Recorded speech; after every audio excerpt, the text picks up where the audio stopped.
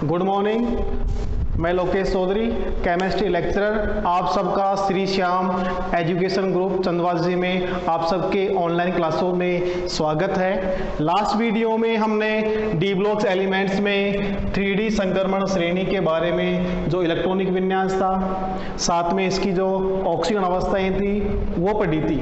अब next topic है चुंबकीय आघूर्ण। चुंबकीय आघूर्ण या हम कह सकते हैं चुंबकीय गुणधर्म। चुंबकीय गुणधर्म यानी डी ब्लॉक्स एलिमेंट्स किस प्रकार चुंबकीय गुण रिप्रेजेंट करते हैं, इनका चुंबकीय आघूर्ण कैसे निकालते हैं, आघूर्ण का मान जो डी ब्लॉक्स एलिमेंट्स के जो लोन पेयर इलेक्ट्रॉन वाले हैं उस पर किस प्रकार डिपेंड करता है, उसका अध्ययन करेंगे। सबसे पहली बात होती है चुंबकीय गुणधर्म। ठीक है, हमने पढ़ा है जिस प्रकार हम पृथ्वी की बात करें कि पृथ्वी सूर्य के चारों ओर दो प्रकार की गति प्रदर्शित करती है। एक करती है चक्रण गति, एक करती है अक्षीय गति, यानी एक गति 24 घंटे में करती है, एक गति 365 दिन में करती है। उसी प्रकार ये नाभिक है, इस नाभिक के बाहर ये इलेक्ट्रॉन है। यह इलेक्ट्रॉन इस नाभिक के चारों ओर दो प्रकार की गति प्रदर्शित करता है, यानी कि एक है हमारे पास में चक्रण गति। चक्रण गति को हम म्यू एस के द्वारा प्रदर्शित करते हैं। दूसरा हमारे पास में है यह इलेक्ट्रॉन अपने अक्ष पे घूमता हुआ, यानी हम कह सकते हैं अक्षीय गति, जिसको हम म्यू एल के द्वारा प्रदर्शित करते हैं। यानी हमारे पास में कोई भी इलेक्ट्रॉन है वो नाभिक के चारों ओर दो प्रकार की गति प्रदर्शित कर सकता है, चक्रण गति और अक्षीय गति। जो चुंबकीय आघूर्ण है म्यू बराबर, चुंबकीय आघूर्ण है म्यू बराबर म्यू एस और म्यू एल पर निर्भर करता है। यानी किसी भी जो हमारे पास में किसी भी डी ब्लॉक्स एलिमेंट्स है वो किस प्रकार चुंबकीय गुणधर्म प्रदर्शित करेगा वो डिपेंड करता है इलेक्ट्रॉन की गति पर। ठीक है, अब इलेक्ट्रॉन की गति के आधार पर हम उसका चुंबकीय आघूर्ण का मान ज्ञात कर सकते हैं। और चुंबकीय आघूर्ण का मान ज्ञात करने के लिए म्यू बराबर √n+2 बोर मैग्नेटॉन। इस फॉर्मूले की सहायता से हम किसी भी परमाणु या आयन के लिए हम उसके चुंबकीय आघूर्ण का मान ज्ञात कर सकते हैं। n हमारे पास में है डी कक्षक में उपस्थित अयुग्मित इलेक्ट्रॉनों की संख्या, यानी कि उसमें कितने इलेक्ट्रॉन अयुग्मित है। ठीक है, अगर फॉर एग्जांपल हम बात करें, जैसे हमारे पास में n का मान आ जाए, n का मान और चुंबकीय आघूर्ण किसमें, बोर मैग्नेटॉन में, उसका मान किस प्रकार निकालते हैं। इसके लिए हमारे पास एक सारणी है, उस सारणी को हम याद कर लेंगे तो हम डायरेक्ट उसका मान बता देंगे। n का मान 0 हो सकता है। n का मान 0 कब होगा, जब हमारे पास विन्यास क्या होगा, D0 या D10। जब हमारे पास में इलेक्ट्रॉनिक विन्यास 0 या D10 होगा, उस स्थिति में n का मान क्या रहेगा, 0 रहेगा। फिर 1 2 3 4 5। अगर हमारे पास में D1 या D9 विन्यास होगा तो वहाँ पे n का मान कितना रहेगा, 1 रहेगा। D2 या D8, D3 या D7, D4 या D6 और D5। ठीक है, अगर हमारे पास में किसी भी एलिमेंट्स का डी कण के एलिमेंट्स के चुंबकीय आघूर्ण का मान ज्ञात करना है, उसके लिए हमें पता होना चाहिए उसमें n का मान कितना है। ठीक है, साथ में हमारे पास में है, इसके लिए हम देखें 0 के लिए 0, एक हो 1.73, दो हो 2.85, 3.87, 4.89 और 5.91। ये हमारे पास में चुंबकीय आघूर्ण का मान आ जाएगा। फॉर एग्जाम्पल हम बात करें,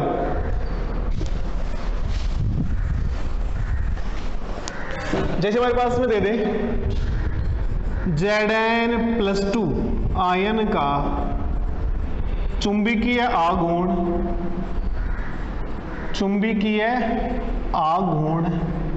बताइए। अब Zn+2 का चुंबकीय आघूर्ण ज्ञात करने के लिए सबसे पहले Zn का इलेक्ट्रॉनिक विन्यास, Zn बराबर 3d10 4s0। Zn+2 की बात करें 3d10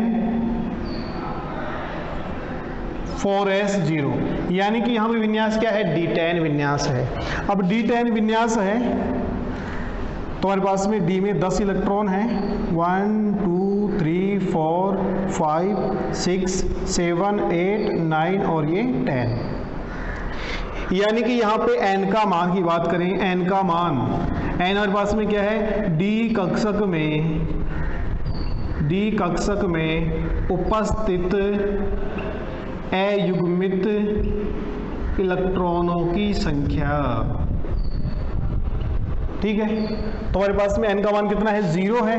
n का मान 0 है, हम फॉर्मूले लिखे तो म्यू बराबर √n+2 भोर मैग्नेटॉन। n का मान 0, n का मान 0 कहेंगे, इसका आंसर कितना आ जाएगा, 0 आ जाएगा। इस सारणी के द्वारा हम डायरेक्ट याद कर सकते हैं, 1 हो 1.73, 2 हो 2.85, 2.86, 3 हो 3.87, 4 हो 4.89, 5 हो 5.91। ये वाली वैल्यू हम डायरेक्ट याद कर लेंगे जब हमारे पास में दे दें कि Cu+1 और Cu+2, Cu+1 और Cu+2 का चुंबकीय आघूर्ण का मान ज्ञात करना है। तो Cu+1 की बात करें, यानी कि इन दोनों में क्वेश्चन ये भी आ सकता है, जैसे हमारे पास में है Cu2O और CuO, इन दोनों की ऑक्सीजन अवस्था, इन दोनों में कौन सा यौगिक अधिक स्थायी है, इन दोनों के चुंबकीय आघूर्ण का मान किस प्रकार ज्ञात कर सकते हैं, उसके लिए देखेंगे। इस वाले हमारे पास में 2x - 2 बराबर 0, x बराबर 1, यानी कि यहाँ पे Cu कौन सी स्थिति में है, Cu+1 है। यहाँ पे x - 2 बराबर 0, x बराबर 2 और यहाँ पे Cu+2। इसका नाम क्या है, क्यूप्रस ऑक्साइड है, इसका नाम है क्यूप्रिक ऑक्साइड। अब इन दोनों के चुंबकीय आघूर्ण की बात करें तो यहाँ पे इस वाले में देखें, Cu का विन्यास होता है 3d10 4s1, 29 नंबर पे आता है, और Cu+ की बात करेंगे 3d10 4s0। इसके लिए चुंबकीय आघूर्ण का मान कितना होगा। अब देखो d में 10 इलेक्ट्रॉन भरे हुए हैं, यहाँ पे कोई भी इलेक्ट्रॉन अयुग्मित नहीं है, इस कंडीशन में इसके चुंबकीय आघूर्ण का मान कितना हो जाएगा, 0 भोर मैग्नेटॉन। ठीक है, दूसरी बात करें स्थायित्व की, d में 10 इलेक्ट्रॉन उपस्थित हैं, यानी कि इसका स्थायित्व क्या रहेगा, अधिक रहेगा। कैसा है हमारे पास में, पूर्ण पूरित विन्यास है। दूसरी बात करते हैं CuO की बात करें, ये हमारे पास में Cu+2 स्थिति में यहाँ पे अवेलेबल है। ठीक है, तो क्या होगा इसमें, Cu 3d10 4s1 और Cu+2 में 3d9 4s0। ठीक है, अब 3d9 है, 3d9 के विन्यास को हम भर देंगे इस प्रकार, 1 2 3 4 5 6 7 8 9। इसमें एक इलेक्ट्रॉन हमारे पास में क्या है, अयुग्मित है, तो म्यू का मान कितना होगा 1.73 बोहर मैग्नेटॉन। यानी कि हमें ये सारणी याद हो तो हम किसी भी तत्व की जो चुंबकीय आघूर्ण का मान है उसको हम ज्ञात कर सकते हैं। इसके अलावा हमारे पास में कंपाउंड दे दे हमारे को FeO Fe2O3। इन दोनों यौगिक में कौन सा यौगिक अधिक स्थायी है, यानी कि इन दोनों में कौन सा यौगिक अधिक स्थायी होगा। ठीक है, अब बात करते हैं दोनों की। सबसे पहले इसकी अवस्था निकालें तो x बराबर 2, यानी कि ये कौन सी स्थिति में है, Fe+2 में है। 2x - 6 बराबर 0, x बराबर 3। ये कौन सी स्थिति में आपके पास में Fe+3 कंडीशन में है। ये +2 है और ये +3 है। अब दोनों की हम निकाल लेंगे ऑक्सीकरण अवस्था। Fe+2 की बात करें, Fe+2 बराबर 3d6 4s0। Fe+3 की बात करें 3d5 4s0। ठीक है, अब यहाँ पे अर्धपूरित विन्यास है और ये कैसा है, अपूर्ण विन्यास है। स्टेबल की बात करें जो +3 अवस्था वाला है Fe2O3 है, यानी कि ये हमारे पास में फेरस ऑक्साइड है, इसका नाम है फेरस ऑक्साइड और इसका नाम है फेरिक ऑक्साइड। फेरस ऑक्साइड और फेरिक ऑक्साइड, इन दोनों में ये वाला जो कंपाउंड है वो क्या होगा, अधिक स्टेबल होगा, क्योंकि एक ऐसा है अर्धपूरित विन्यास है। अब इन दोनों में हम चुंबकीय आघूर्ण की बात करें 3d6 वाले विन्यास में क्या होगा, 6 इलेक्ट्रॉन है, 1 2 3 4 5 और 6। इसमें 4 इलेक्ट्रॉन क्या है, अयुग्मित हैं, और 4 इलेक्ट्रॉन अयुग्मित होंगे उसका मान कितना होगा, 4.89 बोहर मैग्नेटॉन। और जो 5 वाला है इसमें कितना होगा, 5.91 बोहर मैग्नेटॉन। ठीक है, इसी के आधार पे हम किसी भी डी ब्लॉक्स एलिमेंट्स हैं उसके चुंबकीय आघूर्ण का मान ज्ञात कर सकते हैं। आगे हम एग्जांपल देखें।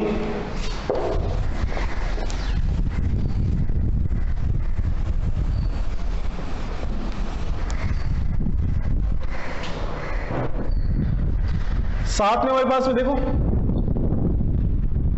कोई भी हमारे पास में एलिमेंट्स हैं और उसके चुंबकीय आघूर्ण का मान, चुंबकीय आघूर्ण का मान 0 हो, चुंबकीय आघूर्ण का मान 0 है,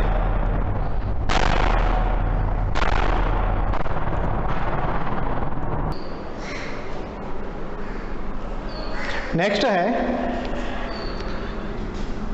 जैसे हमारे पास में है टाइटेनियम +2, टाइटेनियम +3, टाइटेनियम +4। इन तीनों कंपाउंड के अंदर तीनों के चुंबकीय आघूर्ण का मान ज्ञात करना है। ठीक है, और तीनों में कौन सा अधिक स्थायी है उसके बारे में हमारी इसकी जानकारी लेनी है। तो देखो सबसे पहले हमारे पास में टाइटेनियम, स्कैंडियम टाइटेनियम। टाइटेनियम हमारे पास में 22 नंबर पे आता है, इसका विन्यास होता है 3d2 4s2। इसका विन्यास क्या होगा, 3d2 4s0। इलेक्ट्रॉनिक विन्यास ये हो जाएगा 3d1 4s0 3d0 4s0। अब बात करते हैं बी कक्षक में उपस्थित अयुग्मित इलेक्ट्रॉनों की संख्या। इसमें 2 इलेक्ट्रॉन हैं, इसमें 1 इलेक्ट्रॉन है, एक इसमें है। चुंबकीय आघूर्ण, चुंबकीय आघूर्ण की बात करें, इसके चुंबकीय आघूर्ण का मान होगा 2.85 बोहर मैग्नेटॉन, इसमें 1.73 बोहर मैग्नेटॉन और इसमें 0 बोहर मैग्नेटॉन। अब बात आती है इन तीनों में कौन सा अधिक स्थायी होगा, इन तीनों में कौन सा अधिक स्थायी होगा। ये सभी इनकी जो ऑक्सीजन अवस्थाएं हैं उन पे डिपेंड करते हैं। ऑक्सीजन अवस्था के बाद हमारे पास में जो डी कक्षक में अयुग्मित इलेक्ट्रॉन है, अयुग्मित इलेक्ट्रॉन की चक्रण व अक्षीय गति के कारण चुंबकीय आघूर्ण उत्पन्न होता है। उस चुंबकीय आघूर्ण के लिए हमारे पास में डी कक्षक में कितने इलेक्ट्रॉन अवेलेबल है उसी के आधार पे चुंबकीय आघूर्ण का मान होता है, जिसमें जितने अधिक अयुग्मित इलेक्ट्रॉन उपस्थित होंगे उसके चुंबकीय आघूर्ण का मान उतना ही क्या होगा, अधिक होगा। ठीक है, अब यहाँ पे हमारे पास में 3 कंपाउंड थे, 3 आयन थे, टाइटेनियम +2, टाइटेनियम +3, टाइटेनियम +4। ठीक है, +4 हमारे पास में चुंबकीय आघूर्ण का मान कितना है, 0 है। इसका विन्यास D0, यानी कि ये हमारे पास में निष्क्रिय गैस ऑर्गन के, इसका जो इलेक्ट्रॉनिक कॉन्फ़िगरेशन है वो हमारे पास में निष्क्रिय गैस ऑर्गन के समान है, इसलिए इसका जो स्थायित्व है वो क्या होगा, सर्वाधिक होगा, यानी सबसे अधिक स्थायी है। ठीक है, फिर हमारे पास में डी कक्षक में, तो डी कक्षक है, डी कक्षक में उपस्थित अयुग्मित इलेक्ट्रॉनों के आधार पर चुंबकीय गुणधर्म 3 प्रकार के हो सकते हैं। पहला हमारे पास में है प्रतिचुंबकीय, दूसरा है अनुचुंबकीय और तीसरा है लौह चुंबकीय।